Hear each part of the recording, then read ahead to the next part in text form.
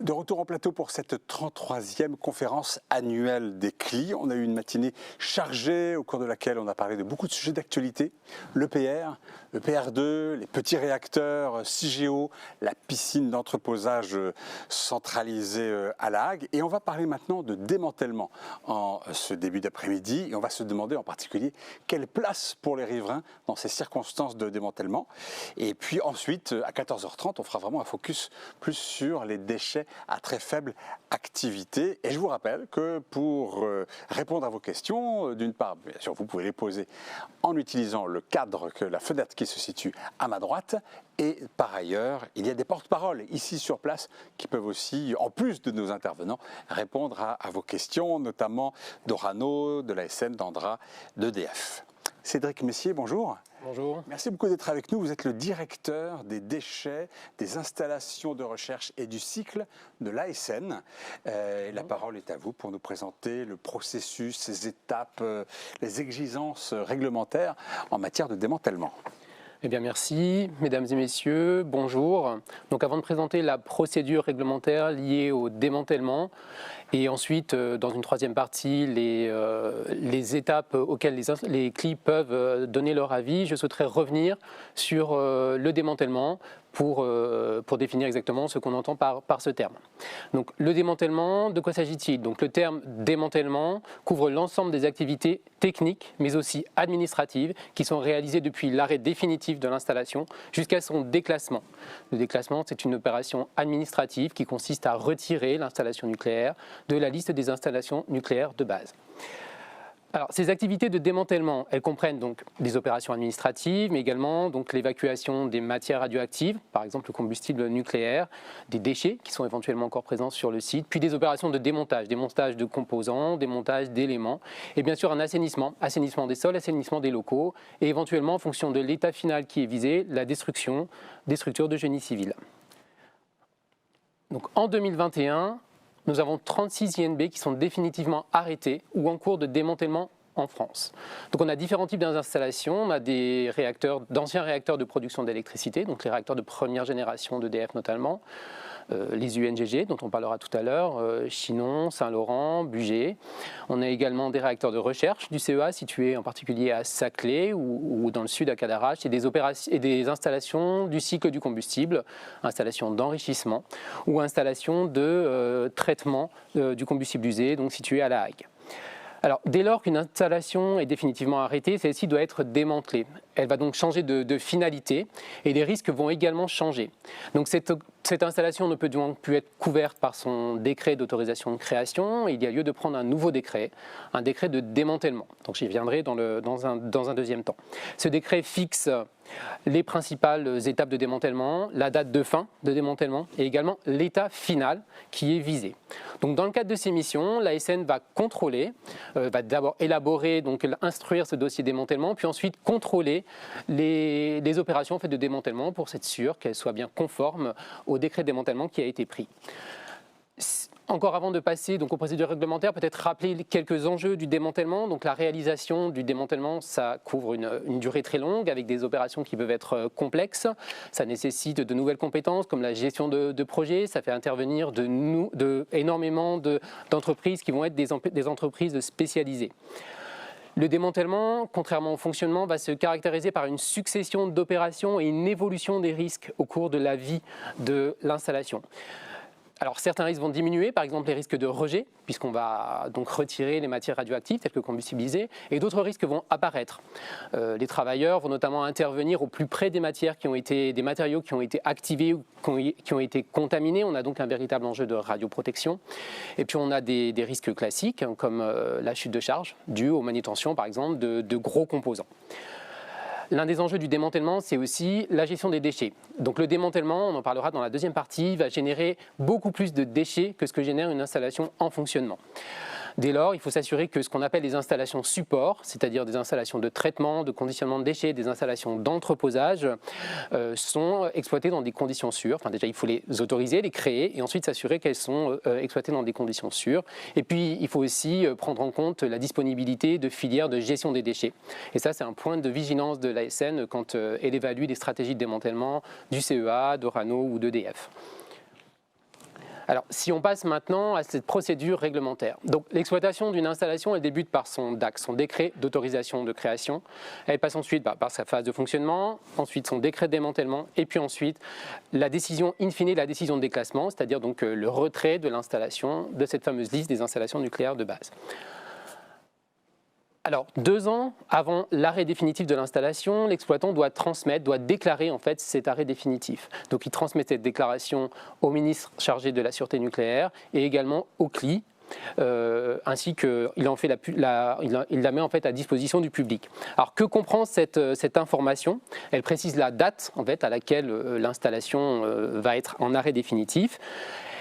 Elle justifie également les opérations de démantèlement et elle intègre une mise à jour du plan de démantèlement. Donc ça, c'est un document qui est imposé aux exploitants depuis 2006 et nous pourrons y revenir ultérieurement pendant la phase de questions puisque nous travaillons actuellement sur les guides pour les plans de démantèlement. Donc à compter de la date d'arrêt qui est indiquée par l'exploitant, l'installation ne peut plus fonctionner, c'est terminé. Néanmoins, elle est toujours couverte par son décret d'autorisation de création.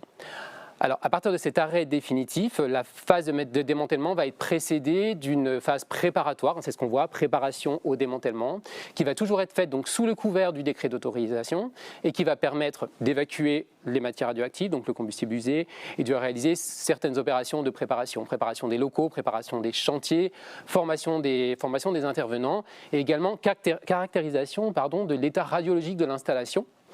Et éventuellement aussi analyse, expertise de l'historique d'exploitation afin d'identifier d'éventuels, ce qu'on appellerait des points chauds ou en tout cas d'éventuels points de vigilance pendant le chantier de démantèlement. Donc ensuite, après cet arrêt d'installation, on va passer à l'élaboration du dossier de démantèlement qui sera déposé par l'exploitant au plus tard 2 ans après la déclaration d'arrêt définitif. Donc ce dossier, il est déposé auprès du ministre chargé de la sûreté nucléaire. Il va être instruit par l'autorité de sûreté nucléaire. Donc l'instruction de ce dossier de démantèlement dure 3 ans, qui peut être prolongé de 2 ans. Donc on voit qu'on s'inscrit dans un temps très long. Et dans ce dossier, l'exploitant doit néanmoins justifier qu'il procède au démantèlement dans les délais les plus courts possibles. Alors, d'un point de vue administratif, ce dossier de démantèlement va faire l'objet d'un avis de l'autorité environnementale. Il va également faire l'objet d'une enquête publique. D'un point de vue technique, ce dossier va être instruit par l'ASN, qui va s'appuyer sur son appui technique, donc l'Institut de radioprotection et de sûreté nucléaire, l'IRSN. Et pour les dossiers qui présentent le plus d'enjeux, une expertise du groupe permanent démantèlement pourrait être également nécessaire, un groupe permanent qui a été créé en 2018. Donc cette instruction, elle va aboutir à un décret de démantèlement qui va prescrire les conditions du démantèlement. Et compte tenu du fait que ces opérations de démantèlement vont être très, très longues, en fait, il va y avoir différents points d'arrêt qui pourront être institués par ce décret. Et ces points d'arrêt seront levés par des autorisations de l'ASN sur la base de dossiers de sûreté associés aux différentes étapes du démantèlement. Et une fois que le décret de démantèlement est pris, le travail ne s'arrête pas puisque la vie de l'installation continue. Et comme toute INB, une INB en fonctionnement, en fait, une INB en démantèlement doit faire l'objet d'un réexamen périodique tous les 10 ans. Alors pourquoi on fait ce réexamen périodique? Pour s'assurer que l'installation est toujours conforme à son décret de démantèlement, que les opérations qui sont menées dans des conditions de sûreté et de radioprotection satisfaisantes. Puis à la fin, on arrive à la décision de déclassement. Donc l'INB est déclassée lorsque l'état final est atteint, ce qui a été démontré en tout cas par l'exploitant. Alors si on en vient à la 3e diapo, qui est celle sur les possibilités donc pour les CLI d'intervenir aux différentes étapes de l'instruction du dossier de démantèlement qui, comme on l'a vu, dure 3 ans. Donc il y a différentes étapes qui sont prévues. Alors, les consultations sont prévues réglementairement par le Code de l'environnement. Donc on a l'avis d'autorité environnementale qui va être saisi par le ministre en charge de la sûreté nucléaire, représenté par la MSNR ici, donc Mission Sûreté Nucléaire et Radioprotection. Et l'autorité environnementale aura donc 3 mois pour rendre son avis. Et pendant ces 3 mois, elle aura des échanges informels avec la CLI concernée. Il y a également une enquête publique qui est menée par le préfet.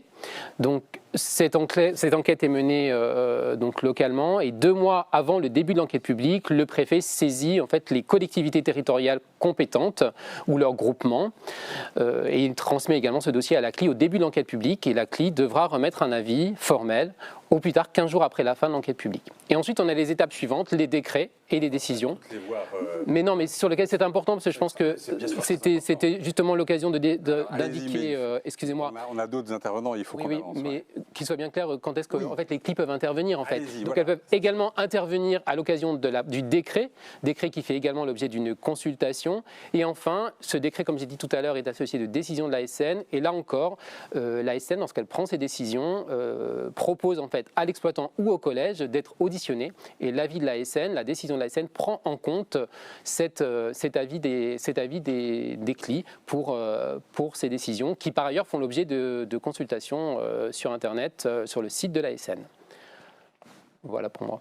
Excellent, merci beaucoup. Madame Colachico est avec nous, vous êtes directrice. Alors, oui, bien sûr, vous restez avec nous, on va discuter ensemble, on aura le temps, et on a 4 intervenants en tout.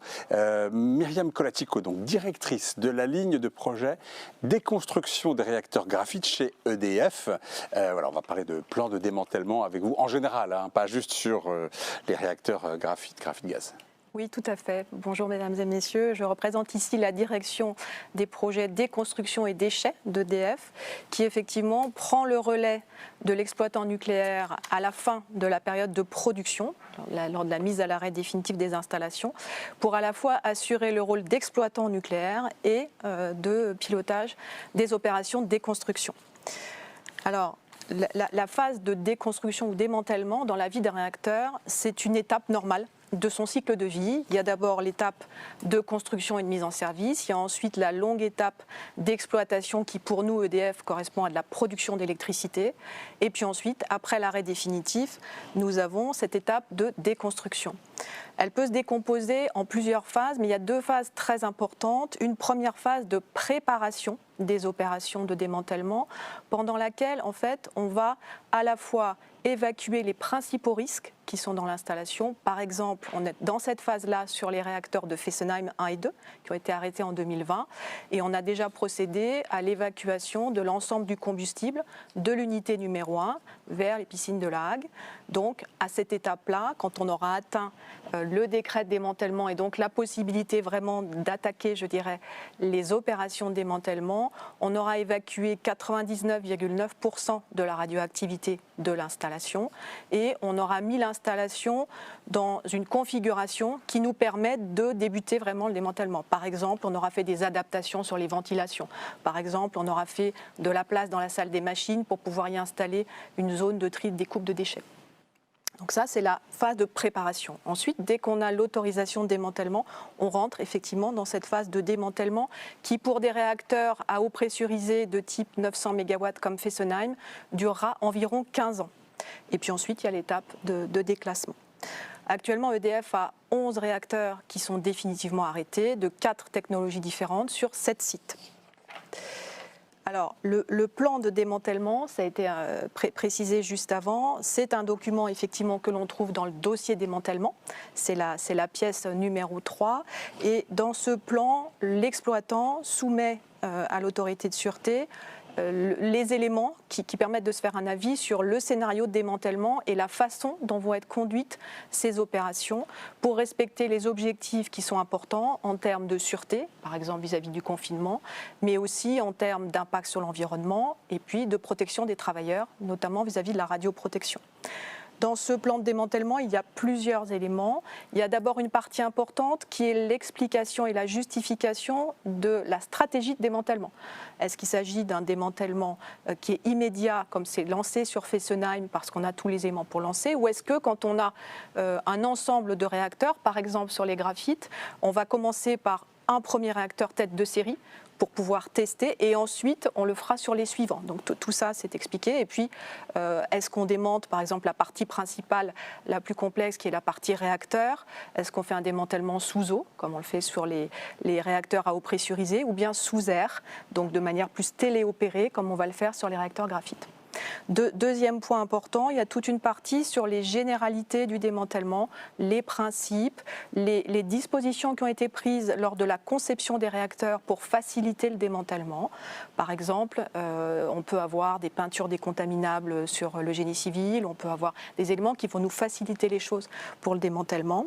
Ensuite, il y a un élément important qui est d'expliquer comment on va maintenir les compétences et les connaissances sur l'installation, puisque comme ça a été dit, on peut avoir des périodes de démantèlement qui peuvent être, selon les technologies, plus ou moins longues. Et enfin, il y a toute une partie sur les déchets qui vont être générés, type, quantité de déchets et la manière de les gérer.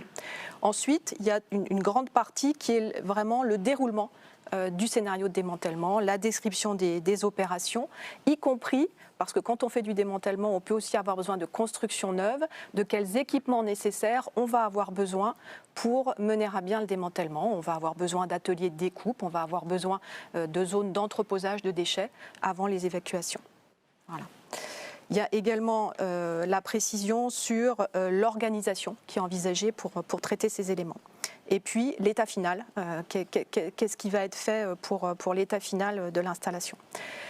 Ce plan de démantèlement, c'est une pièce très importante au moment de la demande du décret de démantèlement, mais en fait, il vit pendant toute la durée de vie de l'installation. Comme ça a été dit, depuis 2006, ce plan de démantèlement, il fait déjà partie des éléments qui sont donnés dès la phase d'autorisation de création pour les nouveaux projets. Ça a été le cas pour Flamanville, par exemple. Et puis, lors des réexamens périodiques, on met à jour ce plan de démantèlement. Ce qui est intéressant, c'est que quand on va arriver dans la phase proche du démantèlement, évidemment, on va enrichir ce document avec les éléments plus précis sur la façon de conduire les opérations. Vous voyez là sur la planche les grandes étapes du démantèlement, j'en ai parlé un petit peu. La phase préparatoire, on est dans cette phase-là sur Fessenheim. La phase de démantèlement de la partie conventionnelle et nucléaire hors bâtiment réacteur. Nous sommes dans cette phase-là sur les réacteurs graphite par exemple. Et puis la phase proprement dite où on va démanteler la partie bâtiment réacteur. Nous sommes dans cette phase-là sur le réacteur à eau pressurisée de Chaux-A et sur le réacteur à neutrons rapides de Cremelville. Je pose la question sur Brennilis, où en est l'avancement du démantèlement de Brennilis? Alors sur Brennilis, on est en train de terminer la phase de démantèlement hors caisson réacteur. Cette partie-là est bien avancée. Et puis on a lancé le processus pour obtenir l'autorisation décret de démantèlement de la partie réacteur et on est en phase d'enquête publique actuellement. Parfait, merci beaucoup. On aura donc l'occasion de prendre des questions, de vous poser des questions en tout cas. Alors je vous propose de voir maintenant comment s'impliquent les CLI dans ce domaine du démantèlement avec deux exemples très concrets et on va commencer avec Margot Dillon. Bonjour Margot Dillon, est-ce que vous êtes avec nous, chargée de mission à la CLIGET qui est la CLI de Tricastin.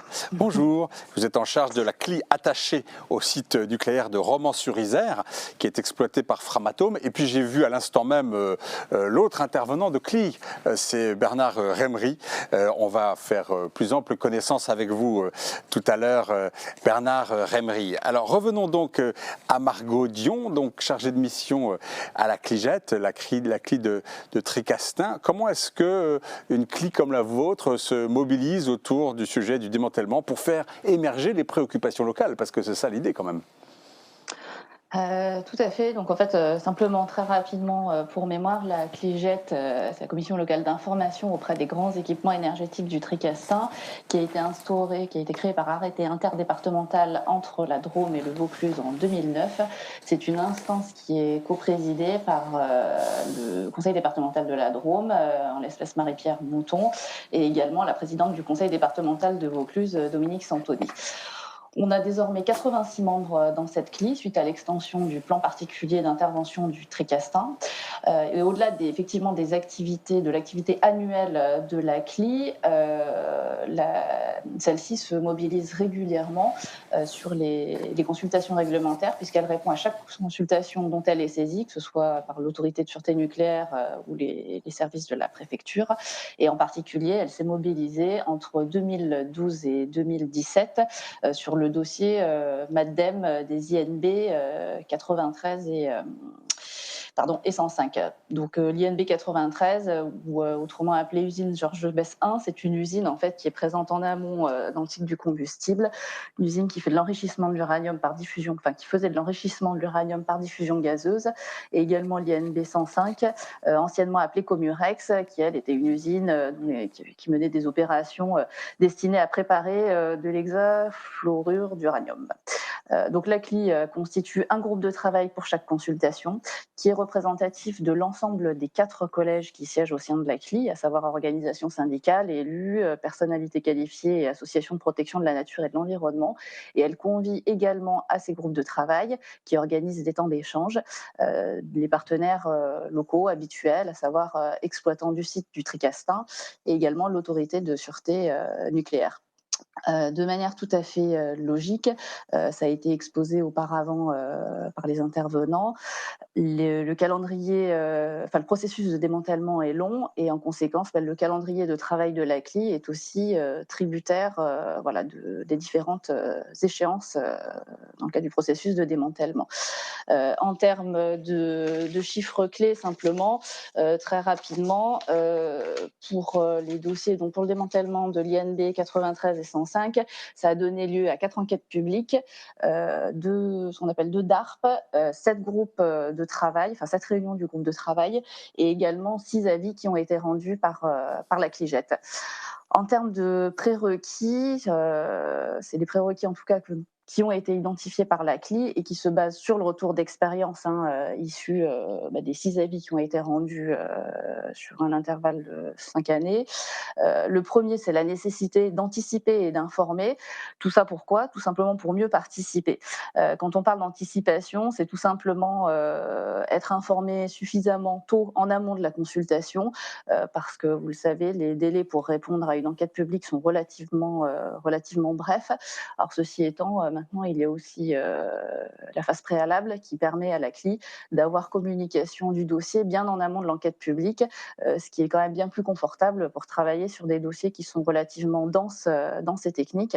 Et puis le volet information, c'est tout simplement permettre aussi aux membres de la CLI d'être régulièrement tenus informés de l'avancée de ces dossiers, notamment avec le concours de l'exploitant et de l'autorité de sûreté nucléaire dans le cadre des assemblées plénières qu'on organise. Le deuxième prérequis, c'est la nécessité de mobiliser et d'échanger pour pouvoir tout simplement faciliter la concertation. Alors c'est la mobilisation en fait des membres de manière très concrète. Quand on est saisi d'une consultation réglementaire, nous adressons un appel à candidature auprès des membres.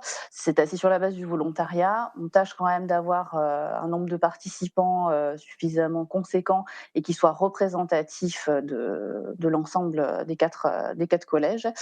Et puis on convie, comme je vous l'ai expliqué tout à l'heure, les partenaires à des temps d'échange, notamment lors des premières sessions des groupes de travail, pour venir tout simplement présenter le dossier, expliquer quel est l'objet de la consultation, et pour que les membres du groupe de travail comprennent bien ce à quoi ils doivent répondre et dans quel cadre.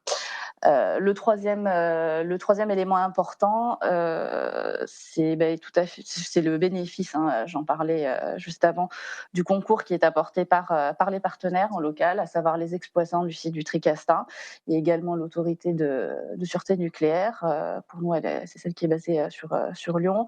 On a la chance d'avoir des relations tout à fait cordiales et puis avec des partenaires qui sont aidants, et leur présence est indispensable dans le cadre de ces temps d'échange, parce que ça leur permet de répondre aux différentes questions des membres, et nous après ça nous permet d'ajuster les rapports que l'on rend au final quand l'enquête publique est clôturée. Et puis le dernier élément en termes de prérequis, c'est la valeur ajoutée d'un prestataire externe. Au niveau de la CLIGET, nous avons recours à un bureau d'études externe qui nous assiste sur les consultations techniques. Alors ça n'est pas ça n'est pas le bureau d'études qui rédige le rapport à la place des membres de la CLI. En fait, sa valeur ajoutée réside dans sa capacité à synthétiser les dossiers qui nous sont soumis. C'est des dossiers qui sont relativement volumineux. Donc nous, ce qu'on demande au bureau d'études, c'est de faire une synthèse, de procéder à une analyse, d'identifier aussi les enjeux principaux des dossiers pour après faciliter en fait le travail des membres des membres de la commission locale d'information. Et en termes de livrables, on rend un rapport par consultation. Alors en moyenne, de façon très concrète, c'est un rapport qui fait entre 20 et 30 pages. En termes d'exemples, alors je vais pas vous citer évidemment tout ce qui avait été consigné dans les rapports. On fait 2 grands types d'observations, à la fois sur la forme. On a souvent été amené par le passé à formuler des observations sur les délais de saisine qui étaient relativement courts, la densité et le caractère extrêmement technique des informations qui étaient soumises à l'appréciation des membres de la CLI. Et puis sur le fond, en ce qui concerne les dossiers de démantèlement, ont été soulevées les thématiques de mémoire du site, de maintien des compétences et des connaissances tout au long du processus de démantèlement, la question des éléments financiers aussi qui a été posée régulièrement sur la capacité de l'exploitant et puis à pouvoir prendre en charge le provisionnement, on va dire, suffisant du coup du démantèlement, puisque ce sont des opérations qui s'étalent quand même sur plusieurs années. Comme exemple, je peux vous donner aussi la question de la gestion des déchets, la question de leur destination finale, le mode et puis le volume des déchets, l'impact aussi de leur entreposage au niveau de la santé, de l'environnement et de la gestion des risques externes, la question du transport des déchets. La CLIGET, notamment pour le dossier MADDEM de 2017, avait demandé à ce que le transport par voie ferrée soit favorisé. C'est également posé aussi la question de l'état final des INB 93 et 105. Et puis de manière, on va dire, générale, la CLI avait demandé à être informée du suivi de l'ensemble du processus de démantèlement. Merci beaucoup, madame. Merci pour cette intervention. On a une autre CLI qui s'exprime à votre côté. C'est Bernard Rémery, qui est un ancien ingénieur qualité de l'atelier des matériaux irradiés EDF et qui représentait la municipalité d'Avoine comme adjoint au sein de la CLI de Chinon et qui aujourd'hui est à la CLI sans être adjoint. Et à Chinon, on a des UNGG, donc filière graphite gaz. On ne va pas parler de ça avec vous, monsieur Rémery, mais on va plutôt parler justement de cet atelier des matériaux irradiés dans lequel vous avez travaillé, n'est-ce pas? Oui. Bonjour à toutes et à tous. Eh bien, j'ai passé une dizaine d'années à l'atelier des matériaux irradiés. Ce n'est pas, on ne produit pas d'électricité. On fait ce laboratoire est situé donc sur le site des centrales en production de Chinon. Il a été réalisé en 1963, c'est-à-dire au tout début de Chinon, avec l'objectif de contrôler les matériaux qui seraient susceptibles de voir les dégradations de ces matériaux sous irradiation. Donc, à l'époque, c'était la construction de Chinon A1. On n'avait pas connaissance beaucoup du volume de déchets qu'allait produire cette installation. Et donc, dans le sous-sol du bâtiment principal de l'atelier, et on a réalisé des puits de stockage qui sont 56 puits rectangulaires d'environ 1,20 m par 1,50 m de large. Mais le problème, c'est la profondeur de ces puits qui est à 7,70 m, le fond du puits. Donc, si vous pouvez me mettre le slide, s'il vous plaît. Voilà. Schématiquement, ça se représente comme cela. Nous avons donc des puits verticaux à 7,70 m. Le problème, c'est que nous avons la nappe phréatique qui est relativement haute en bordure de Loire. Et lorsque la CLI a reçu le dossier d'enquête publique concernant le démantèlement de l'atelier des matériaux irradiés, on s'est posé des questions concernant le niveau de la nappe. Donc il y a un groupe de travail qui a été mis en place. On s'est rendu compte que les niveaux cités par EDF étaient des nappes hautes ou nappes basses. C'est surtout la nappe basse qui nous intéressait, à 29,50 m. Or, dans l'enquête publique, il était précisé qu'il y avait des infiltrations par des fissures dans ces puits, c'est-à-dire que les puits baignent le fond des puits baigne dans la nappe phréatique. Tant que la nappe phréatique est suffisamment haute, l'entrée de l'eau dans ces puits se fait dans le sens entrant. Et donc, sous ces puits, il existe un vide sanitaire, une zone de drainage qui permet de récupérer ces infiltrations qui sont faibles, hein, mais enfin elles existent. La pente du vide sanitaire emmène ces infiltrations dans un puisard et l'enquête publique s'arrêtait là. C'est-à-dire qu'au niveau du démantèlement, il était prévu de démanteler les puits jusqu'au puisard. Or, il se trouve que sous le puisard, on a encore une partie avec une tuyauterie, une vanne, une bâche de récupération des effluents pour pouvoir les emmener avec une pompe vers le dépotage dans les circuits de l'installation. Ce qui veut dire qu'on est bien en dessous du fond des puits. Et ce qu'on a cherché à voir, c'était quel était le minimum de hauteur de la nappe phréatique de façon à savoir si effectivement les fissures laissaient passer de l'eau dans le sens entrant. Or, il se trouve qu'en faisant des recherches sur le site ADES là, qui donne les hauteurs de nappe phréatique, il y a un piezo qui mesure ces hauteurs sur le site de Chinon. Un piézomètre, pardon.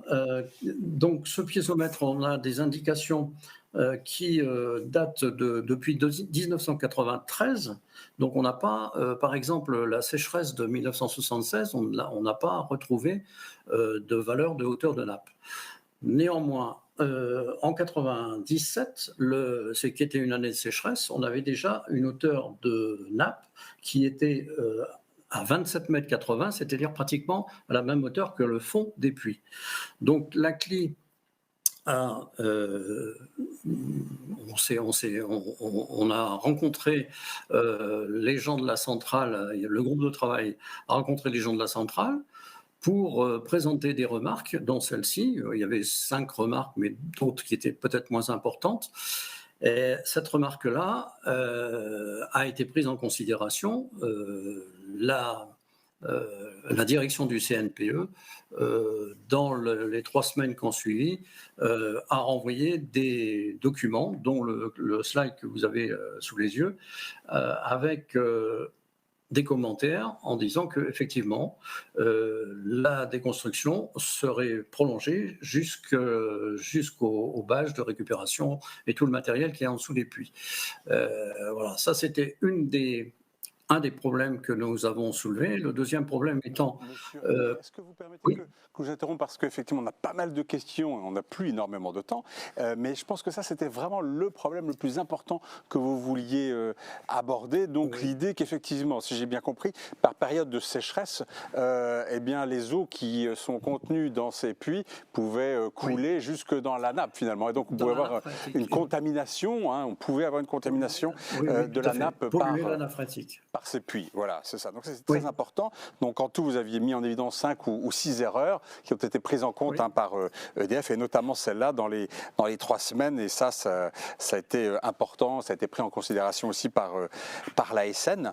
Donc pas mal de questions aux uns. Alors, attendez, si vous me permettez, l'ASN a demandé, a proposé une audition et donc une partie du groupe de travail a rencontré la direction de l'ASN au siège, à Montrouge, et ça a porté ses fruits parce que les décrets d'application, enfin le CODEP a été modifié et on a eu l'information et la preuve que toutes les remarques qu'on avait soulevées ont été prises en considération par l'ASN pour modifier le CODEP. Très bien, merci beaucoup, monsieur. Alors, monsieur Messier, vous disiez, je crois, 36 installations arrêtées. C'est ça. C'est ça. Madame Colachico disait 11 chez EDF. Voilà, c'est ça. Et on a une question. Combien d'installations définitivement déclassées ? Est-ce que vous savez ça ? On se tourne vers vous. Alors, madame, on a avec nous Sarah Cassimi, qui est chef du bureau du démantèlement des réacteurs et des installations de l'amont du cycle à l'ASN. Tout à fait. Alors aujourd'hui, on peut compter à peu près une trentaine d'installations qui ont déjà été déclassées. Il s'agit des premiers réacteurs de recherche en France, donc notamment ceux du CEA, ou alors d'anciennes installations du cycle du combustible qui servaient à la fabrication de certains combustibles, ou alors encore de laboratoires de recherche pour affiner le programme nucléaire français dans les années 60-70.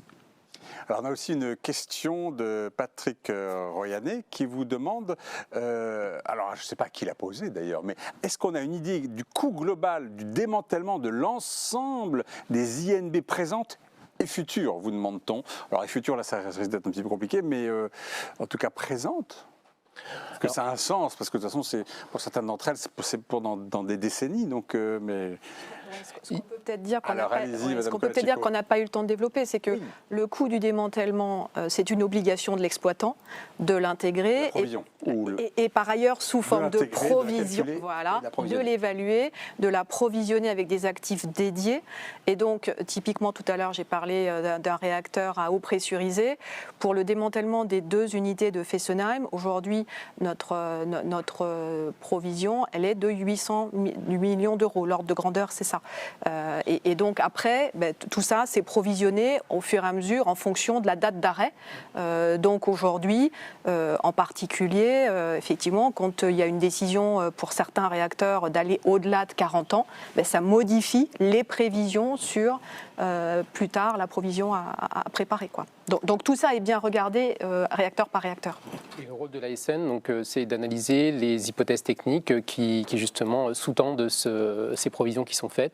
Et donc on a un rapport triennal sur lequel on émet un avis. Et le dernier rapport sur lequel l'ASN a émis un avis était le dernier avis de l'ASN sur ce rapport triennal était en août 2020. Donc voilà, on a un exercice qui se profile.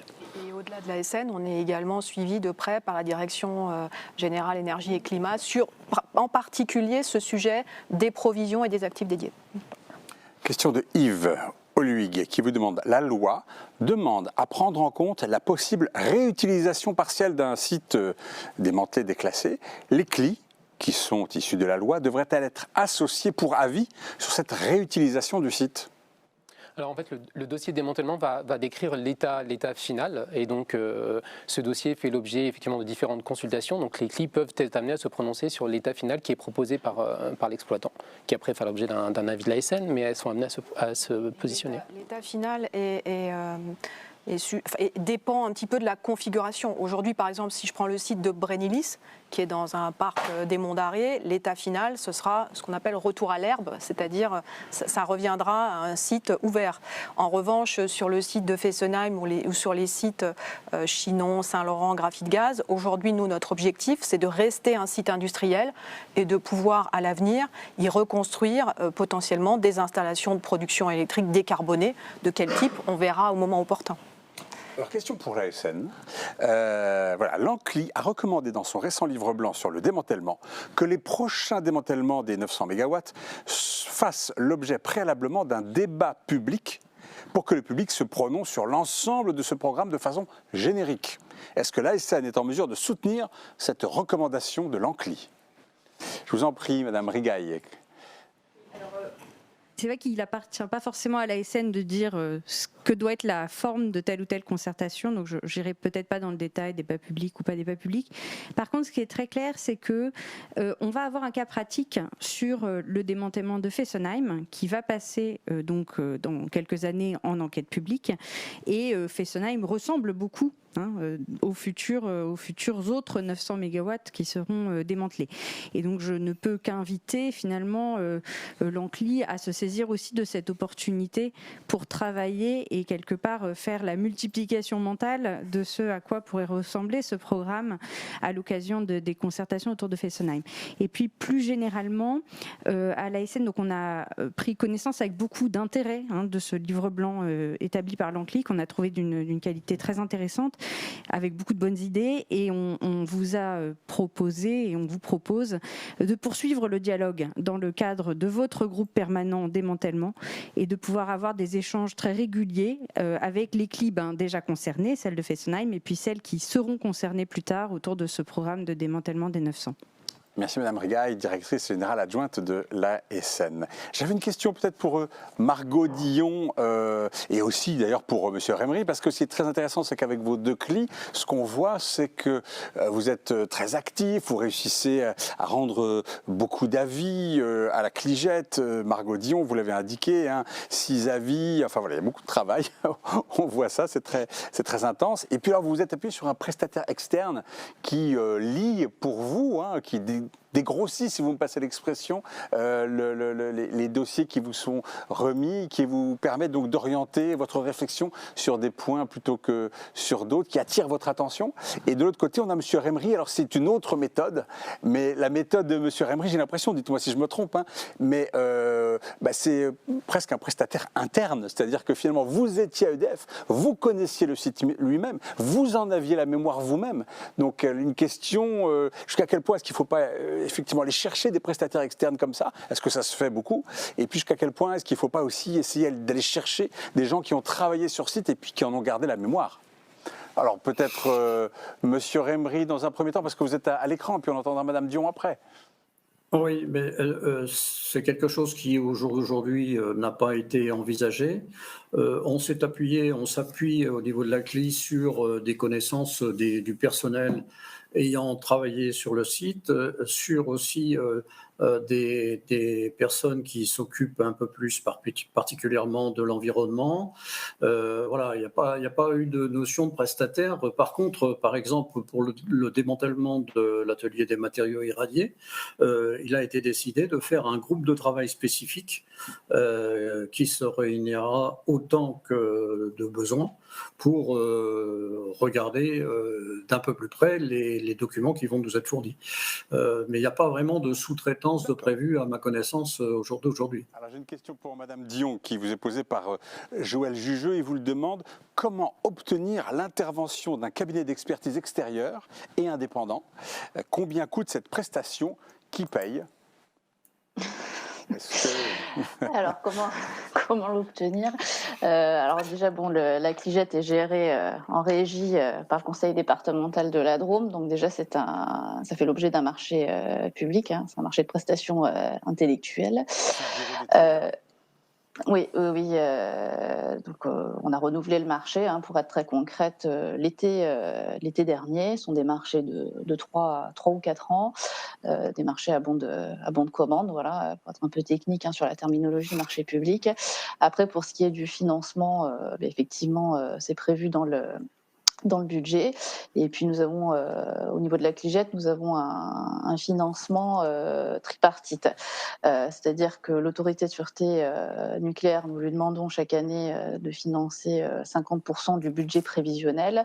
Le conseil départemental de Vaucluse, qui co-préside la CLIGET, parce que le site du Tricastin est à cheval sur 2 départements. Ça concerne plusieurs communes. D'où le fait que les 2 départements cofinancent aussi également la CLI.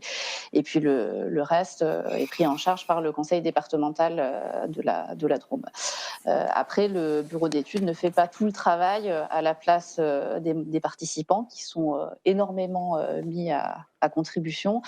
Son rôle, c'est vraiment de faciliter l'appropriation du dossier, mais on a aussi, comme je l'ai expliqué tout à l'heure, le concours qui est tout à fait bienvenu de la part à la fois de l'exploitant et puis des représentants de l'autorité de sûreté nucléaire, avec qui nous arrivons à organiser des temps d'échange de manière relativement flexible. Après, le prestataire, pour être clair, ça n'est pas lui qui oriente les travaux du groupe de travail. C'est une expertise, on va dire, c'est une tierce expertise qui est neutre, mais ça n'est certainement pas à lui, c'est quand même les membres du groupe de travail qui valident le projet de rapport, ça n'est pas lui non plus qui rédige le rapport. Alors, on a une autre question, peut-être pour Madame Colachico et EDF. Pouvez-vous nous indiquer la proportion des personnels qui interviennent sur les sites entre EDF et sous-traitants sur les sites des constructions? Ça dépend clairement de la phase dans laquelle on est. Oui. Si je vois par exemple pour l'année 2021-2022 sur Chinon, où j'ai donc 3 réacteurs graphite gaz en déconstruction, il y a à peu près 150 personnes externes qui interviennent pour des chantiers de déconstruction électromécanique, d'assainissement. On est dans la partie démantèlement partiel, c'est-à-dire hors caisson réacteur. Et on a une équipe de site de 20 à 30 personnes. Donc là, on va être sur à peu près 20%. Mais ça va dépendre des phases. Quand on va attaquer des phases où on sera un peu plus nombreux sur le bâtiment réacteur, là, on aura potentiellement besoin de 1,5 fois plus de fournisseurs partenaires. Donc on travaille avec eux de manière à effectivement prévoir les effectifs nécessaires. Une partie de ces effectifs sont très spécialisés et donc peuvent venir de toute la France. Et puis une partie, autant que possible, dans un certain nombre de métiers, de la logistique, etc., peuvent venir du territoire. Et donc c'est un des enjeux aussi côté EDF, de donner de la visibilité aux PME du territoire pour voir dans quelle mesure certaines activités peuvent être prises en charge dans la région. Une question qu'on vous pose également. Depuis le souhait de prolonger nos centrales, on ne parle plus de démantèlement au niveau local. Qu'est-ce que vous en pensez? Est-ce qu'il ne faudrait pas remobiliser? Dominique Dolizy vous pose la question. Alors, je ne sais pas à qui je peux poser la question. Comment est-ce que, quand on dit au niveau local, c'est-à-dire quoi? C'est dans les CLI? Ça veut dire quoi? Dans les municipalités ça... Je ne sais pas. Effectivement, le sujet arrive en discussion quand il est dans un avenir, je dirais, suffisamment proche pour intéresser. Après, on est toujours à la disposition pour faire de l'information au-delà des CLI qui sont directement intéressés au sujet parce qu'il arrive dans un délai, je dirais, à moins de 4-5 ans. Il est toujours possible de faire de l'information et de partager, oui. Madame Dion, je vous préviens que Joël Jugeux insiste, il pose une nouvelle question, il vous dit merci de répondre sur le montant de la prestation cabinet d'expertise. Alors je ne sais pas si vous la connaissez, etc., ou si vous pouvez lui donner, ou nous donner une idée au moins, peut-être, je ne sais pas. Non, une idée, c'est de toute façon, alors nous on fait aussi cette demande parce que par exemple, je vous citais la période 2012-2017 où on a fortement été mis à contribution sur le dossier MADDEM, là pour les INB 93 et 105. Il faut savoir que cette année, on a aussi en cours d'instruction un dossier dans le cadre d'une enquête publique à venir pour le démantèlement de la BCOT, la base chaude opérationnelle du Tricastin.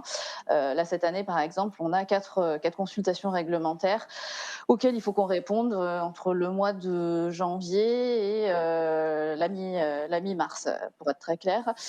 Donc c'est pour ça que quand on a un volume important de consultations, on s'adjoint des compétences externes. Au niveau du chargé de mission, voilà, il y a une valeur ajoutée qui est évidente, puisque le chargé de mission, lui, il a davantage un rôle de coordination et de gestion de projet, et il peut s'appuyer sur les compétences plus techniques. On n'aura pas notre réponse. Nous, on veut des euros, on veut un chiffre avec des euros. Non, mais ça, voilà, on pourra lui répondre, bien sûr, à M. Jugeux, parce que vous savez que... C'est quand même une prestation pour donner un ordre de grandeur, sans donner des chiffres, mais c'est une prestation qui est quand même assez... qui peut être onéreuse. Après, ça dépend du type de dossier. Si c'est une consultation simplifiée, c'est une procédure qui est plus simple à conduire. Après, une enquête publique, c'est un petit peu plus lourd. Et puis, c'est quand même un marché de niche aussi, voilà. Ouais. Qui fait appel à de l'expertise particulière. Donc forcément, ça a un coût. Ça a un coût, c'est certain. Il faut être prêt. Peut-être une question pour vous, Monsieur Messier. Je crois que l'ASN va éditer un guide. Oui, un guide du démantèlement pour préciser les attentes de l'ASN, de l'IRSN vis-à-vis des exploitants. Effectivement. Et vous souhaitez éventuellement y associer les CLI? Voilà, alors tout à l'heure j'en ai parlé effectivement, donc il s'agit d'un guide sur le plan de démantèlement dont on a parlé tout à l'heure. Donc ce qu'on a observé, c'est une certaine hétérogénéité sur les plans de démantèlement qui sont fournis par les exploitants. Donc on va travailler effectivement l'an prochain sur un guide qui va préciser les attentes de l'ASN et de l'IRSN. Et une consultation sur le document d'orientation de ce guide va être lancée prochainement. Et ensuite, on travaillera volontiers avec l'ANCLI et les CLI dans le cadre de l'élaboration de ce guide. Parfait, très bien. Il est 14h20. Je propose qu'on fasse une courte pause d'une dizaine de minutes et après on va s'intéresser aux déchets de très faible activité qui, c'est vrai, représentent des volumes très importants. Comment les traiter? On en parle dans 10 minutes à 14h30. À tout de suite.